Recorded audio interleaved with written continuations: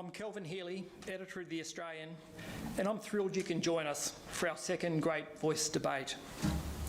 I'd like to welcome a few special guests: the Honourable Peter Dutton, Leader of the Opposition, Senator Karen Little, and Tom Switzer from the Centre for Independent Studies. And a warm welcome to our many readers who are both here in the room tonight and those watching on our website or on Sky News' Voice channel. I'd like to acknowledge the traditional owners of this land, the Ngunnawal and Ngambri people. We're exactly 1 month out from referendum day, and we thank our audiences for their keen interest at this important moment in Australia's history. At The Australian, we're serving our readers' interests with fair and fearless reporting and by publishing analysis and commentary which explores all sides of what has been a robust and increasingly rancorous debate. Thank you. Last week we hosted Yes campaigner Noel Pearson and heard him reframe the Yes campaign to be about responsibility. He spoke about engaging with the soft no voters with respect and courtesy. And he also spoke of the importance of grounding the voice in regional and remote communities. Tonight, we have the honour to be joined by Senator Jacinta Nampijinpa Price, Shadow Minister for Indigenous Australians and representing the No case. Senator Price is joined tonight by her husband, Colin Lilly. Senator Price was born in Darwin, grew up in Alice Springs, and describes her heritage as Warlpiri, Celtic and Anglo-Australian.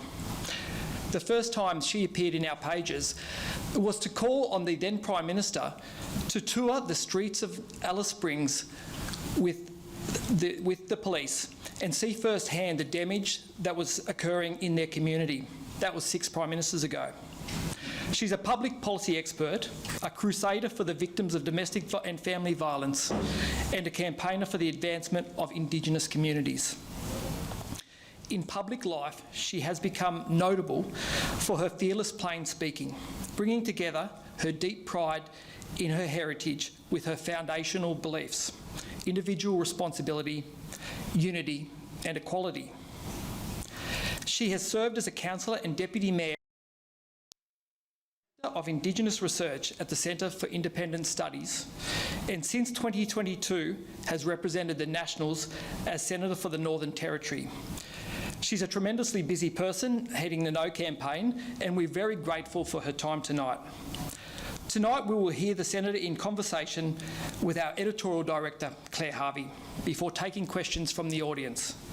Whether you're here in the room or watching us from afar, please visit the site on your screen, slido.com/Great Voice Debate, to post your questions.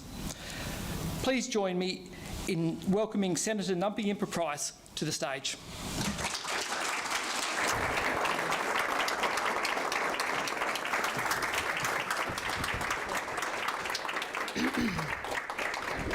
Senator, thank you for joining us. When we planned this event, we didn't realise it was going to be one of the busiest days of your life, but I think every day has become incredibly busy for you. A big part of your life's work has been speaking up for the truly marginalised people in Australian society, women and children who live in very difficult circumstances. If not a voice, what do those Australians need most right now? Ears in Canberra. What we need is to understand how the mechanisms that currently exist can work better, particularly for our most marginalised.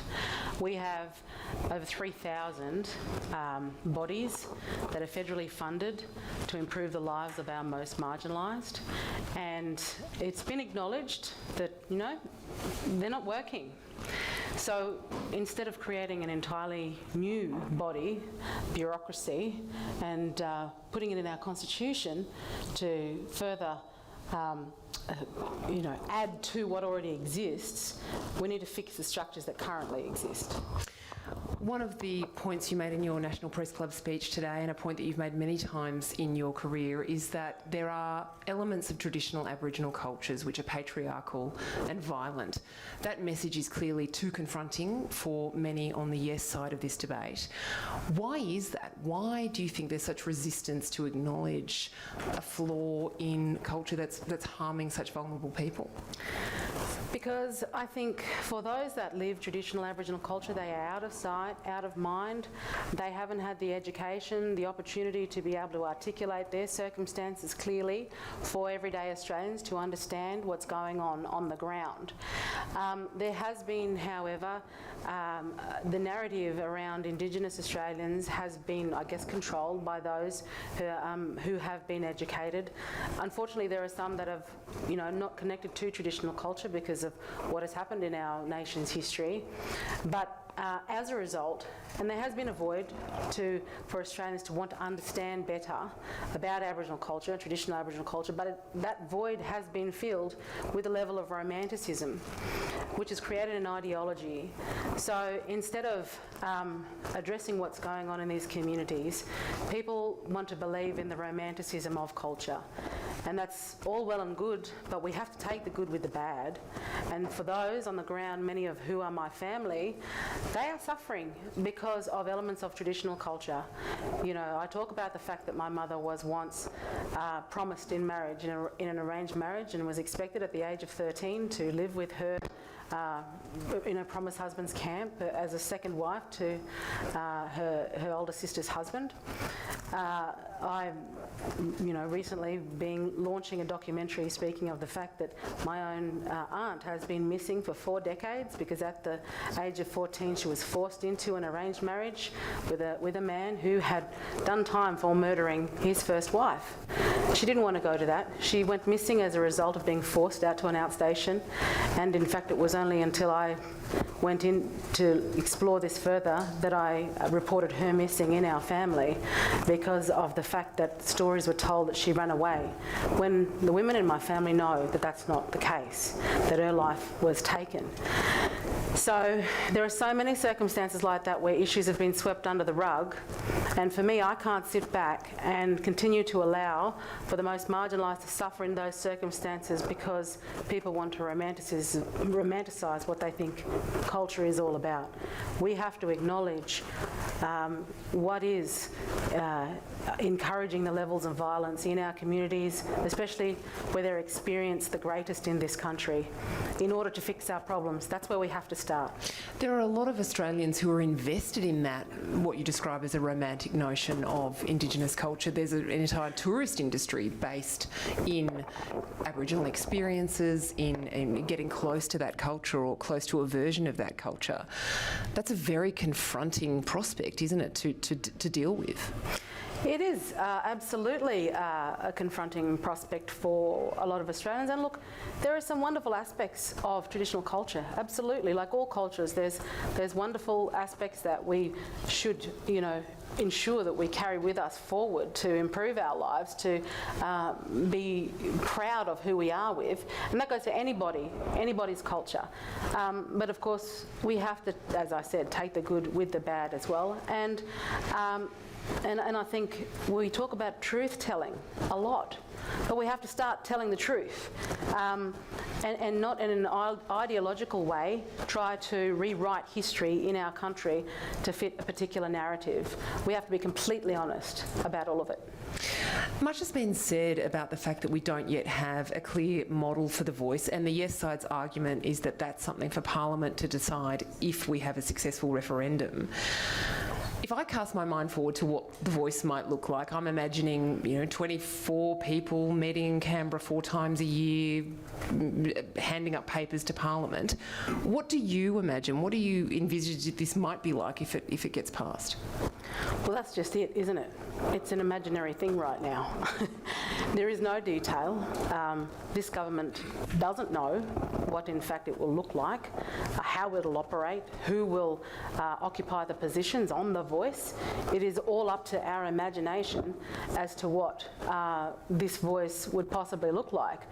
My deepest concern is that given that the most radical members of the Voice Working Group that have sat alongside our Prime Minister have declared that they would weaponise this entity to punish politicians, no doubt, like myself, like my colleague Karen Little, our leader Peter Dutton, to punish those of us who don't agree with them, who challenge them, who question them, then this is something that some people see as a vehicle for weaponisation. There have been demands thrust upon the Australian people by these same activists about abolishing Australia Day, about compensation, about reparations. Of course, there are those with those agendas, and this is a mechanism that they would have the opportunity to be part of, a transfer of power through our Constitution, and that is the most concerning part. Now, we can be labelled, fear-mongers or spreading misinformation or disinformation. Well, if we don't actually have any information whatsoever, what can actually be misinformation or disinformation? So that is where we're at with this. It is deeply concerning, and certainly those proponents of The Voice do not express the same priorities as I do. They are not interested in what is going on in remote communities for Aboriginal people whose first language is not English, who are suffering the highest rates of domestic and family violence, of our children are suffering the highest rates of sexual abuse. They are not concerned for those matters. They're concerned with the activist agenda. We had a similar event to this last week in Sydney with Noel Pearson from the Yes side, and I really pressed him about what the Voice model might be, what he thought it should be. And he articulated that he hoped that it would be not him on The Voice, that it would be a younger generation, it would be women who, particularly from his community, examples of women from his community who are empowered, smart, younger, running successful ventures. That sounds like a room full of Jacintas. Would that be so bad? Well, why hasn't Noel decided to appoint any of those sorts of people already, given the years of power that he has had?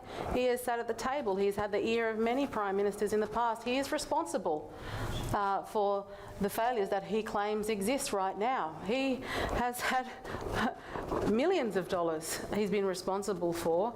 At any point in his career, he could have supported, mentored,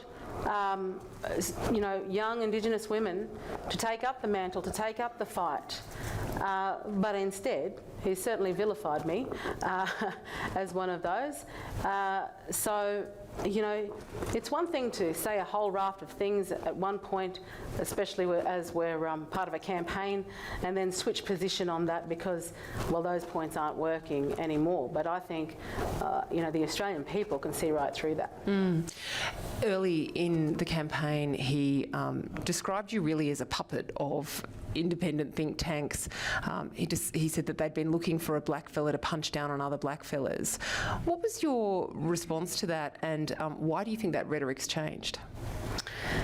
Well, I think that was characteristic of the individual who said those things at that time, who's well known for saying such things previously and things about other people. I think after saying that, he probably regretted doing so because of the reaction that it created, that people were able to see the true character through those words. For those of us who understand Aboriginal politics, these are the very tactics that we are very concerned with in terms of who will occupy The Voice.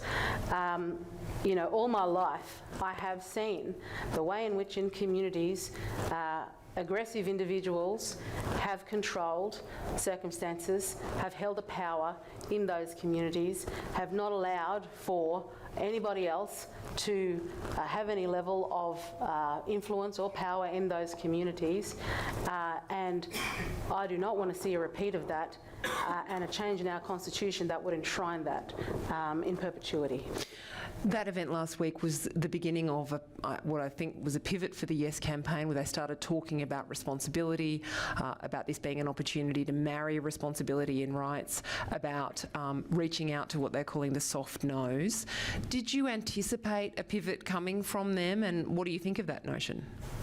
Well, I anticipated they'd be changing tact all the way along, because evidently what they were trying to do wasn't working to galvanise support for the yes vote, and it all comes down to, again, the lack of detail.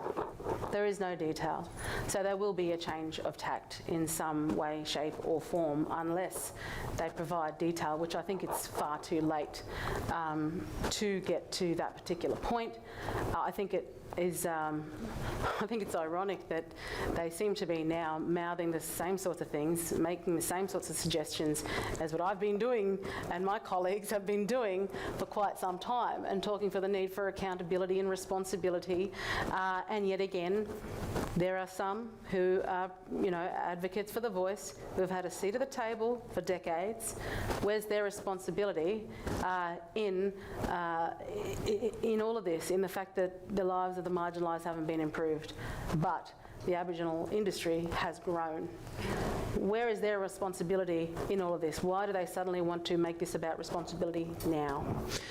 I'm sure you're not inclined to give them any tips, but do you think there's a pathway to success for the Yes side, and if so, what is it? Just make it about recognition and drop the voice. That's a pathway. Do you think that's something they would be considering behind the scenes? I don't think so. I think the Prime Minister has made it very, very clear. He's going the whole hog.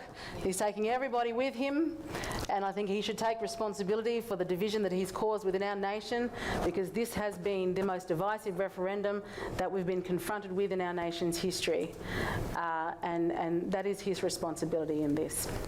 The Prime Minister said this morning that he just wished that newspapers would put on page one the actual voice question. That's something that we have published many times, as has every other media outlet in the country. But it gave me the sense that I know who's going to be blamed if this referendum doesn't succeed, and apart from you, it's going to be the media. I'm happy to share that. Yeah, thanks. Who actually will be to blame if it goes down? Well, I place blame at the Prime Minister's feet. That's who is responsible for this. This is his undertaking. He chose not to go through the processes, to hold constitutional conventions, to ensure that the Australian people were part of this entire process. He failed to do that.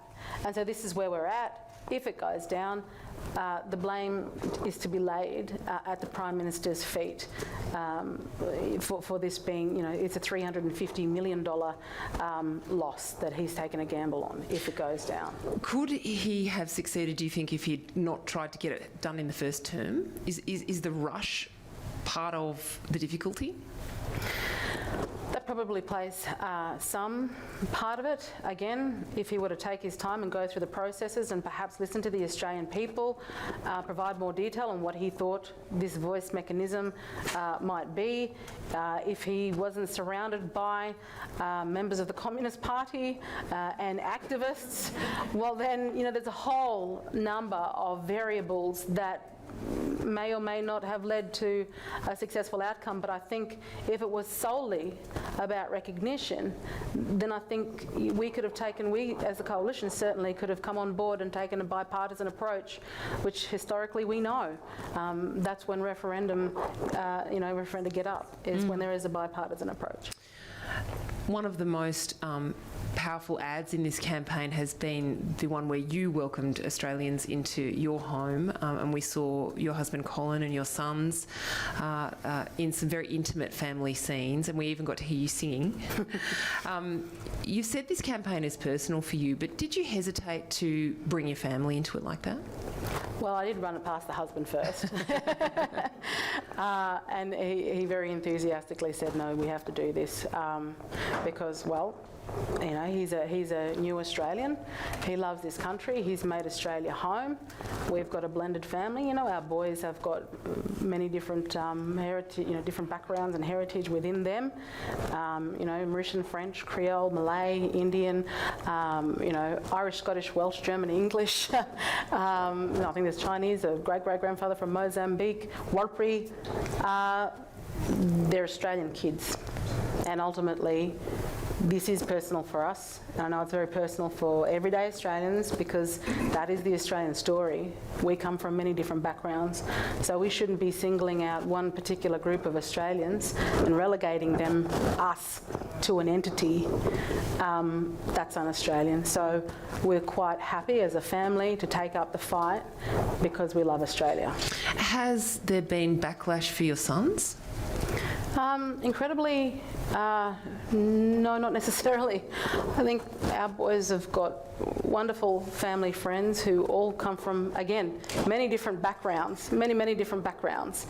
One of my sons is at a university which is quite left-leaning, and he reports back that he has very respectful conversations with his peers of many different backgrounds, including Indigenous, and they are talking about these issues in that way. I think, you know, the division and the ideology, I think Australians and even young people, it's wearing thin.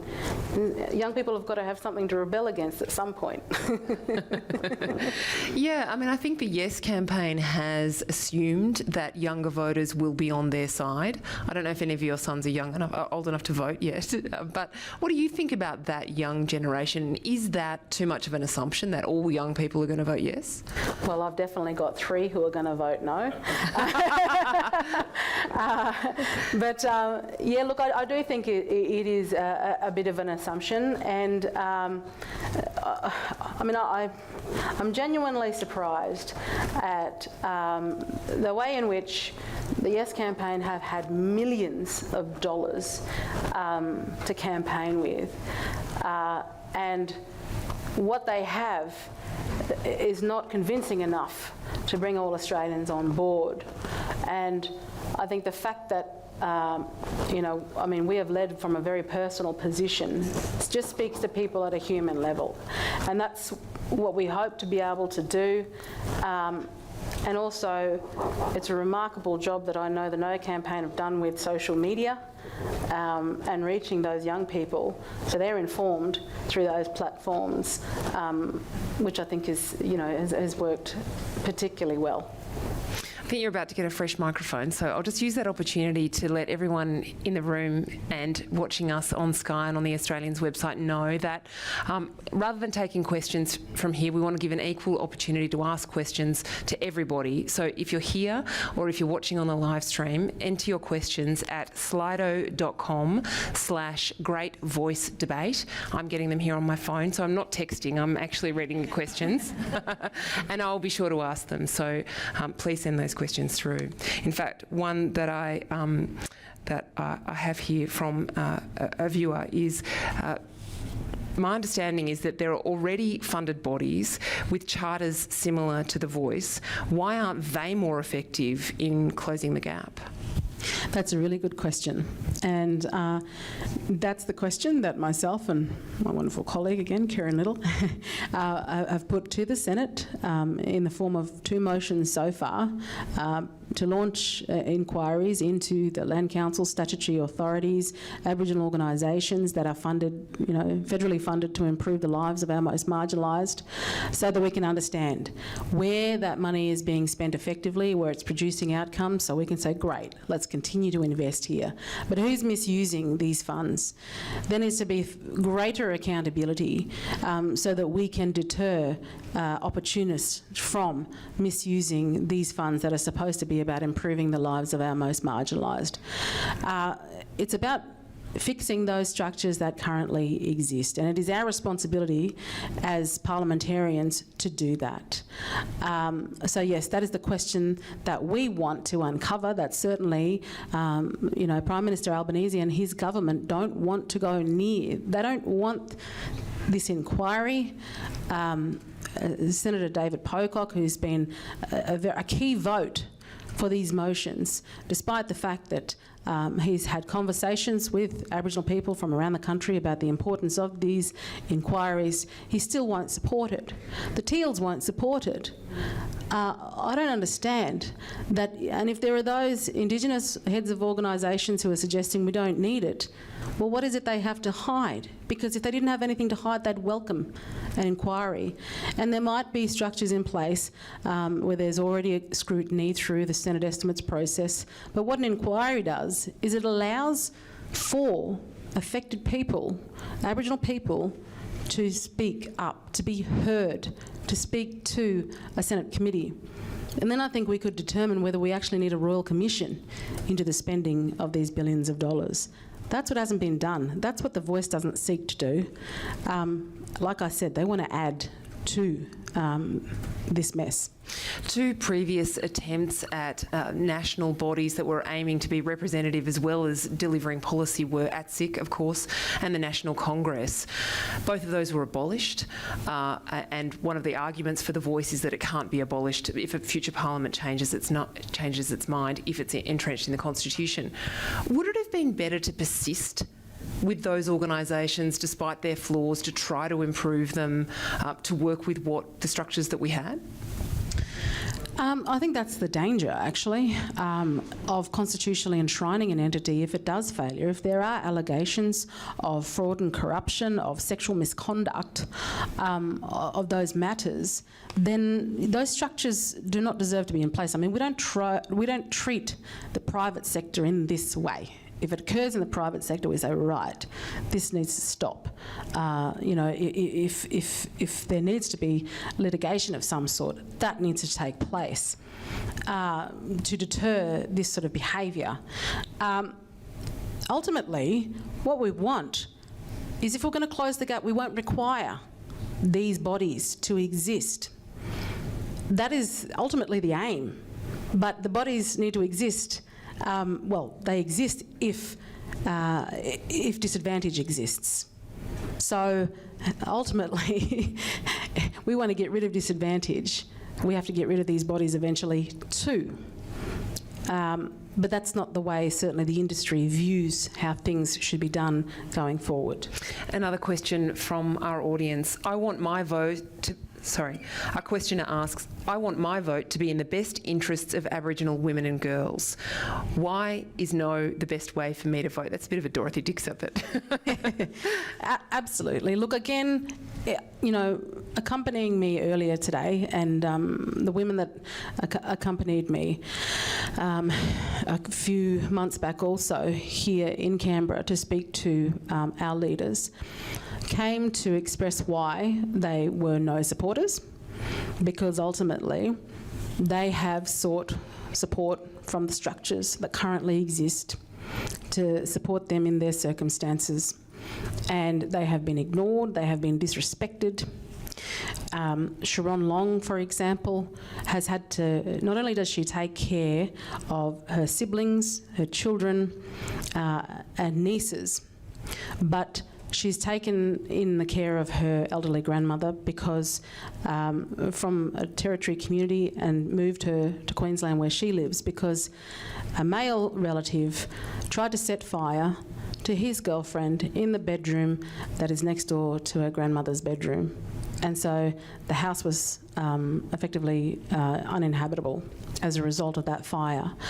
Sharon had sought support from the Northern Land Council and from other organisations to support her grandmother. And she didn't receive any support, despite the fact that these organisations are funded to support vulnerable Aboriginal people. So vulnerable Aboriginal women and girls, and even men in communities, are often left to languish Everybody, there's this turning a blind eye that takes place. And certainly the Voice Only has now decided that it's going to be about supporting women and children. All of a sudden, as of last week, this is what we hear Megan Davis attempt to try to tell us, when that was never the agenda previously. And they don't trust that those who have been in power, had a voice at the table for so long and said nothing for their circumstances, are going to automatically, if they're enshrined in the Constitution, start doing that.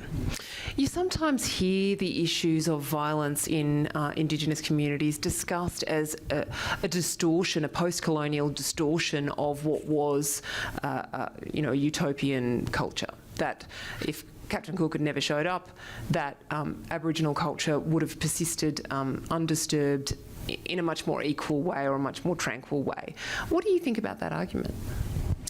I think it's fantasy. Every small-scale society on the face of the earth used violence as a means of social control. We were our own police system, our own army, when even the word makarata, which ultimately means a spear in the leg, which is about, the act of payback. If somebody's done something wrong, someone is held responsible for it, and therefore they must be punished. So that is an acceptance of violence that occurred well before colonisation occurred and still occurs today in many communities. I mean, you only have to Google what's been going on in Wadare, the fact that people have been running around shooting one another with compound bows. The violence is still there. It is still accepted, and the fact that we're now using the term makarata as part of what the Uluru Statement wants to pursue afterwards is suggesting that somebody is to offer themselves up for payback. Who is that the activists want to provide payback for what's occurred in our nation's history? The word of the week has become racism. Marcia Langton has said she believes the No campaign is driven by racist ideas and that some people who are racist are drawn to the No campaign's rhetoric. Does she have a point that there are some people in Australia who are racist who are going to vote no? And there's going to be some racists who vote yes too. And I mean, the way I viewed it is that racism is the problem for the racist. It should never have become the number one issue for us as Indigenous Australians, because we have issues that are actually leading to the deaths of people, vulnerable people. We're vulnerable people living in horrible circumstances in remote communities. The minute that racism became, the most popular word is when we forgot about all those other issues. And I mean, I've been racially vilified by the Yes campaign. Somehow people think it's okay to call an Aboriginal person an Uncle Tom or a coconut, or, suggest that we are the coloured help.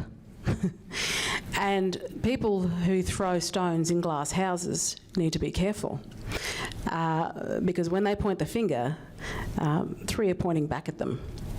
And while there are those that make such accusations on one side, they have to realise that, they're not accounting or taking any responsibility for what's going on their side of the fence. And again, this referendum is incredibly divisive. The topic of race has never been so prominent in our nation's dialogue than what it is now because of this referendum. So Prime Minister Anthony Albanese needs to take some responsibility for that. Another question from our audience. Is it your opinion that the Voice, if it is successful, will push for treaty truth-telling as well as reparations as its first priority? Look, I have no doubt. I mean, the Uluru Statement from the Heart, voice, treaty, truth. We've heard the proponents of the Voice say over and over again in their own words that the Voice is the first step. Everything else follows. The 25 pages that don't exist that the Prime Minister failed to read of the Uluru Statement from the Heart, if he'd read those, he'd understand what it is that the Voice proponents are asking for. He wore it on his T-shirt, so he must have had some idea. There's no shying away from it, and if proponents want to suggest otherwise, well, then that is just the exercise of gaslighting Australians. We need honesty in this debate. We know that is the agenda of many who support the voice, and we're not going to take, any other suggestion otherwise. There are treaties in negotiation around the country right now. What would a Commonwealth treaty be? What would it mean? Well, hopefully we don't have one, because from what I see around the country, and I've seen some of the recommendations that have been suggested by the Treaty Commissioner of the Northern Territory, Tony McAvoy, who's also part of, a supporter of the Voice, part of the working group, is that traditional Aboriginal culture needs to be acknowledged and respected, and in some cases they're calling for this to be applied. Well, unfortunately, people like Mr. McAvoy haven't lived in traditional cultural contexts.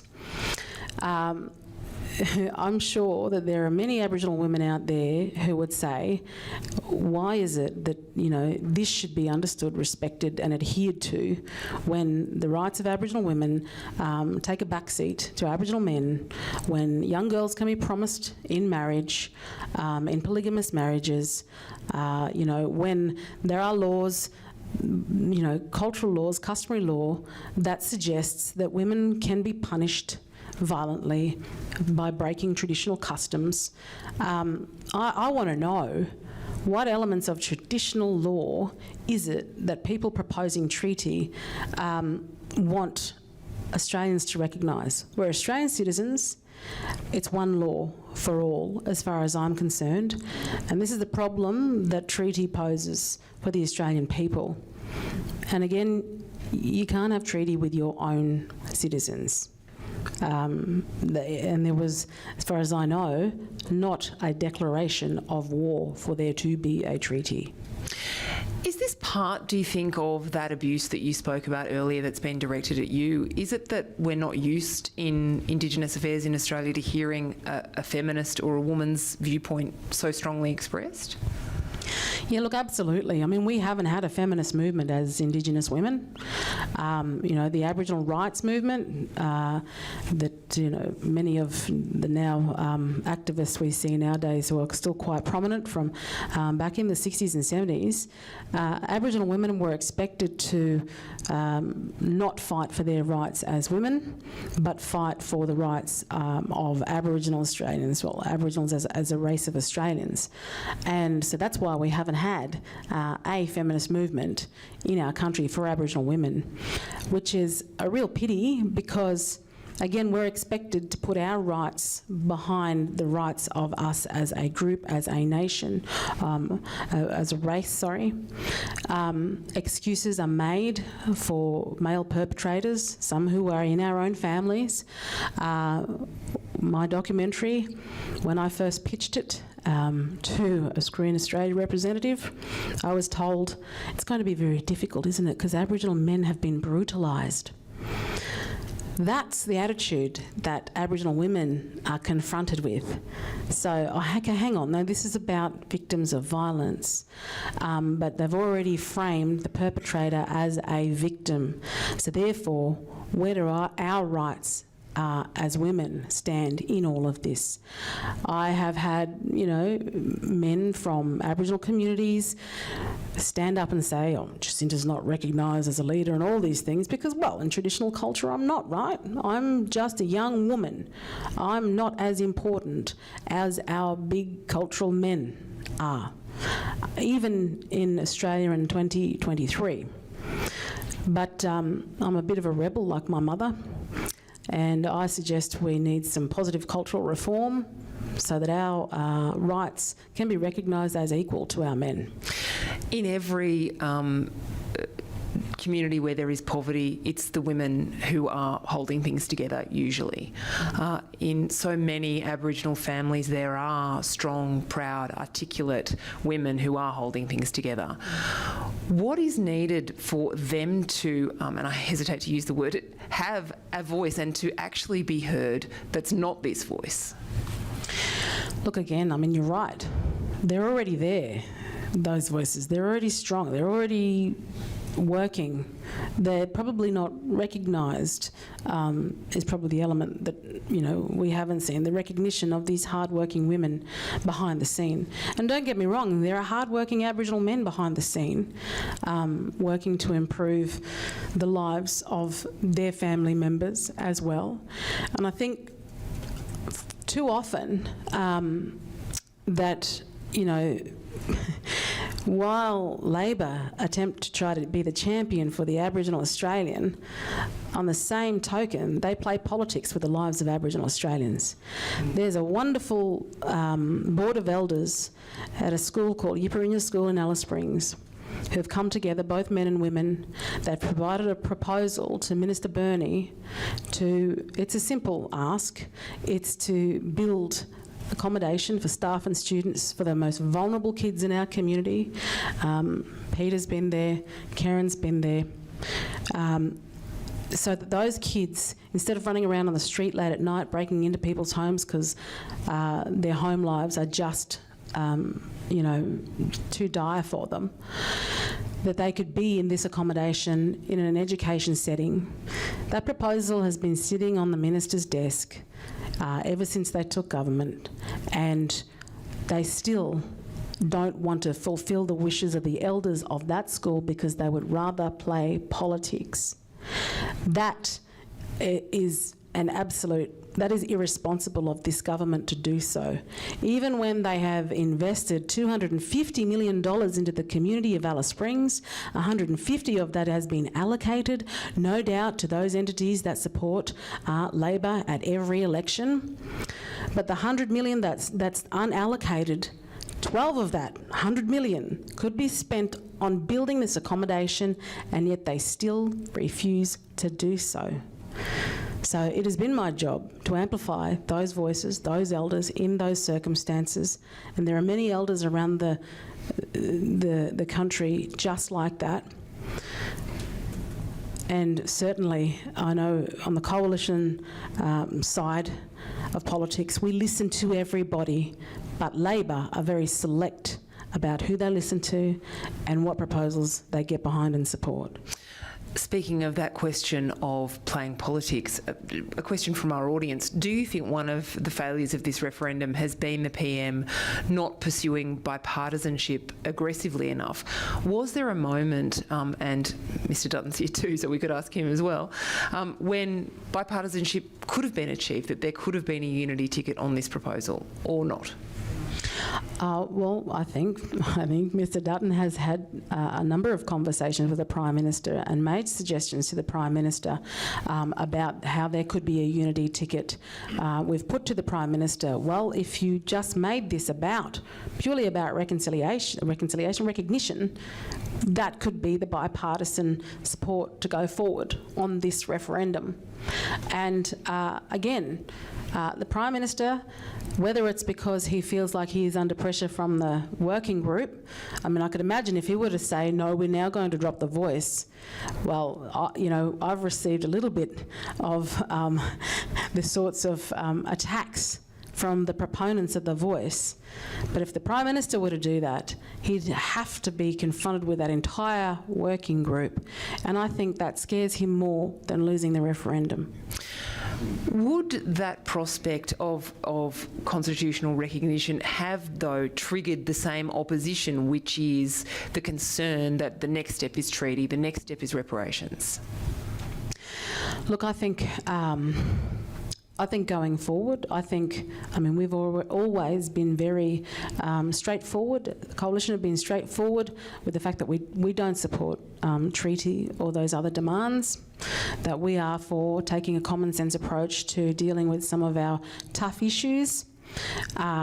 So recognition, absolutely, but that I'm sure is as far as we'd go. Another question from our audience. If the no vote wins this referendum, will this assist in stopping the states creating their own voices and everything that will flow from that? What do you think about the state-based voices and where they will be left if there is a resounding no vote nationally? Well, I guess it'll certainly be interesting to see what will go on in South Australia. It's all been very quiet ever since they launched their voice. There hasn't been much in way of sort of moving forward with all of that, because I think they're waiting for the outcome, certainly of the referendum. There have been a number of South Australian Aboriginal people who are quite concerned with the process, the fact that you only have to declare that you're Indigenous to be part of the mechanism to vote for those on the voice, or even put your hand up to be on their model.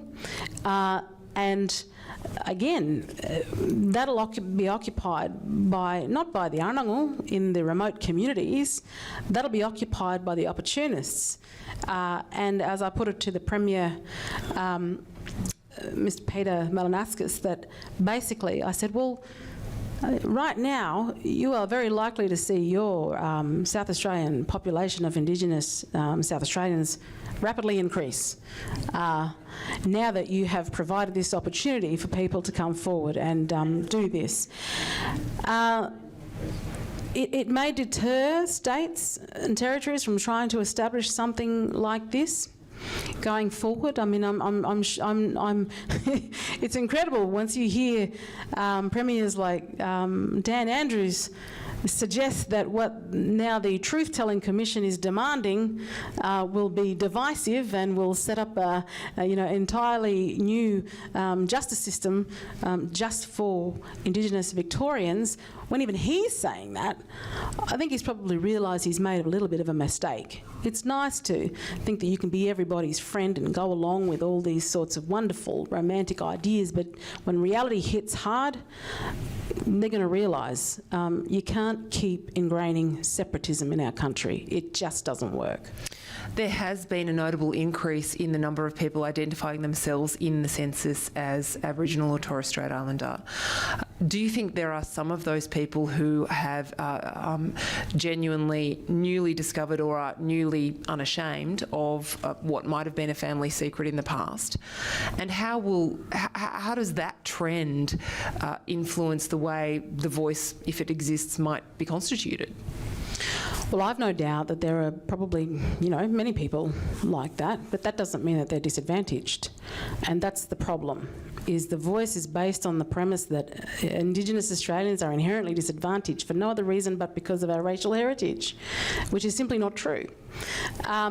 There is an incredibly, a fast-growing middle-class Aboriginal Australia who are doing remarkably well for themselves. We are 3% of the population, 20% of that 3% are disadvantaged. So the voice isn't going to work because it's suggesting we're all disadvantaged, we all need a voice. We've never had a voice. When there's 11 of us in federal parliament, which is 4% of the parliament, overrepresented.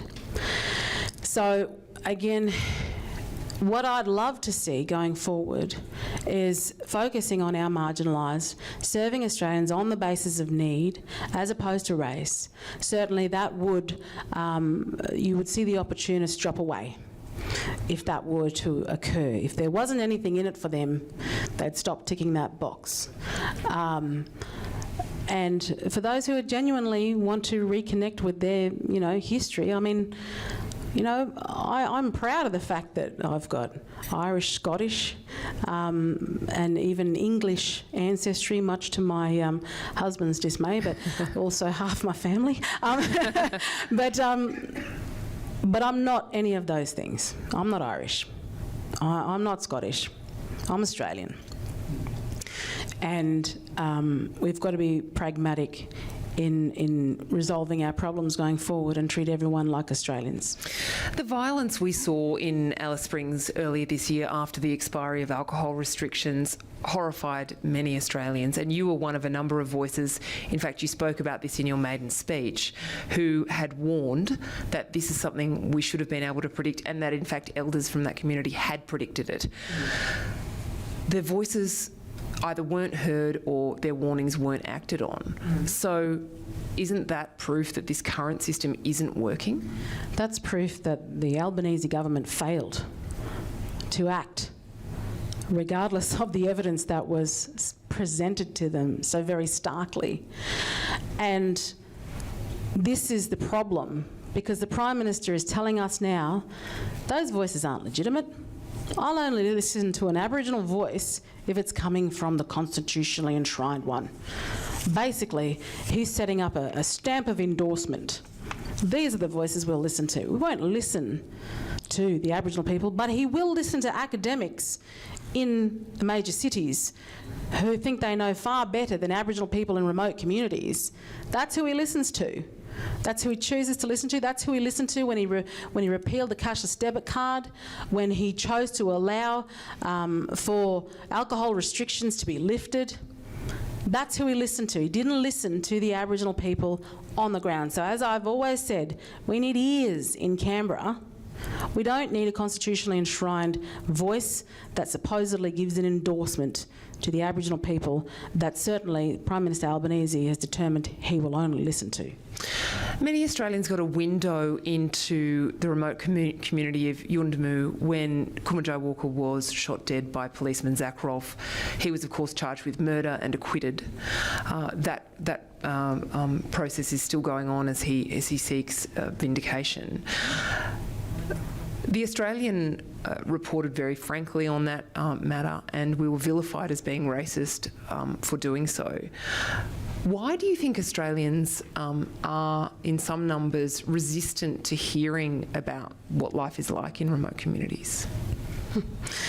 I guess you'd have to ask them. I mean, as far as I'm concerned, the Australian just published the facts. And knowing the circumstances within Yuendumu, the circumstances that surrounded the death of my nephew, the fact that one of my nieces, who I talk about in my documentary, was sexually abused in the same household as him by her own father. This is the reality. You only reported on the iceberg, the tip of the iceberg, as to what goes on in places like Yuendumu. And those who don't like to hear it are part of the problem. And that's why I'm certainly here to fill in the gaps as well, to talk about the reality of the circumstances on the ground. In terms of my nephew's case, more should have been done prior to him ending up in the circumstances that he ended up in. Our family, my family, should have been far more responsible in his life when he was alive, as well as his cousin, who was a victim of rape in the same household that he lived in. These are the issues that we need to confront if we're going to fix the problems on the ground. And that's just the reality of it. When you look closely at a story like that, it can feel like a community like Yuendumu, the problems are intractable, that there's a disconnection from traditional culture, there are the problems of substance use, there is his hostility towards police, and there is intergenerational abuse. Do remote communities like that have a future? Is there a solution for places like Yuendumu? I think so. I think places like Yuendumu, it's welfare that's destroying the lives of people in places like Yuendumu. It's untaxed, unearned royalties as another form of welfare that is destroying the lives of people in places like Yuendumu. It's the fact that our land we own communally, and that if we want to start a business on our own country, we have so many obstacles in the way of doing that, through the Land Rights Act, through the processes that we have to take, that Aboriginal people have to take through certainly the Central Land Council, the Northern Land Council. There are so many obstacles in the way for Aboriginal people to participate effectively in the economy, to be job creators in their own country, but there are ways, and it is our responsibility as elected parliamentarians to look at those systems and say, right, this needs an overhaul. If this determination of communally owned land where you can't do anything with it, where you're land rich but dirt poor, is not working, we've got to do something about it so that Aboriginal people can have the same sorts of opportunities as everyday Australians, because we know when adults are in jobs, kids are going to schools, people's lives are a hell of a lot better. And that's what we need to be aiming for in places like Yuendamu. There's a theme in a lot of the questions that are coming through, and this is something that I wanted to ask you too. If the voice is defeated, we'll all spend a bit of time digesting and interpreting that result and maybe blaming people. I know some Indigenous people will be sad and disappointed, will interpret the result as an expression of racism or an expression that Australia's just not ready for something like this. What's your message to them? They shouldn't have believed the sorts of things that certainly people like Marcia Langdon have been telling them. Or believing that they are victims of our nation's history, because effectively when you believe you're a victim, your agency has been removed and you believe that somebody else is responsible for your life. If you're a human, you're capable. You're capable of anything. It doesn't matter what your racial heritage is. Again, if we didn't have to deal with this divisive, racially fuelled referendum, we would not see this division.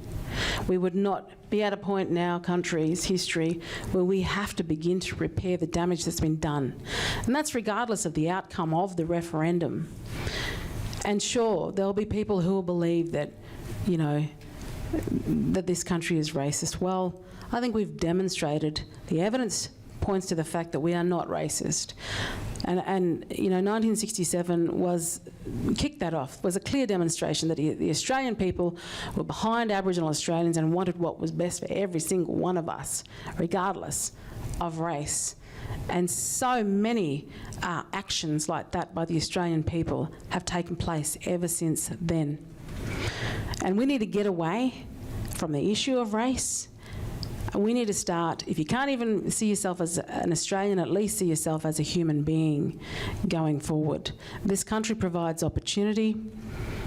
It's the reason why I'm in my position. It's the reason why Karen's in her position. It's not because we're Indigenous, but because the opportunities exist in this country to become what you want to become in the face of adversity. And that's what needs to be believed going forward. What was different in your upbringing? What was it in you, and how did it get to be so strong in you that made a difference in your story? You've spoken very frankly about some of the travails in your own family. What's different about your story? I don't know if it's the Irish in me or the Wartbury, but I grew up pretty tough on the streets of Alice Springs. You know, I mean, for the fact that my extended family experienced violence, and you know, that there were those that were victims of abuse and sexual abuse and alcoholism and all those sorts of things. My immediate family, I grew up with an Aboriginal mother and a white Australian father who loved one another. And, you know, my mother, even though she was born out bush under a tree, grew up in a humpy. English was a third language to her. Despite all of those things, she recognised that she wanted to have a life of her own choosing, and she took the opportunities to do so. And education played a huge role in her life, because my grandfather, even though he came out of the bush, made sure that his children were educated, because he understood that education was the tools for a modern world, to be able to not just survive but thrive. My parents were both teachers also, and that is what we have to continue to push forward with. Aboriginal kids and communities need a good education, because they are the tools, that is the tools of survival in this modern world. I have one last question because sadly we're running out of time, and then I'm going to ask Kelvin to come back and close this event.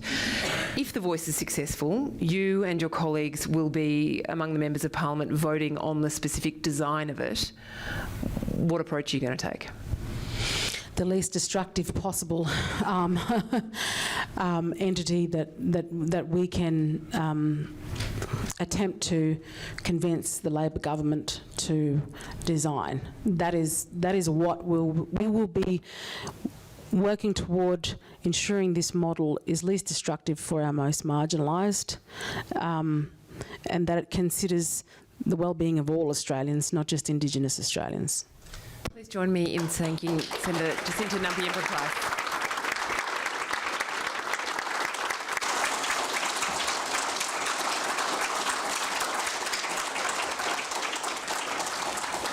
Thank you, Senator, for your insight, your thoughtfulness. It's been an absolutely fascinating conversation, and thank you to Claire for hosting the conversation. You'll find all our reporting right now at theaustralian.com.au, and of course we'll have all the news and analysis in tomorrow's paper and on all our platforms, including our daily news podcast hosted by Claire The Front by the time you wake up in the morning. On that note, I know the Senator has to dash to the airport. For those of you who would like to stay, please join us for a drink and a bite to eat and enjoy the rest of your evening. Thank you.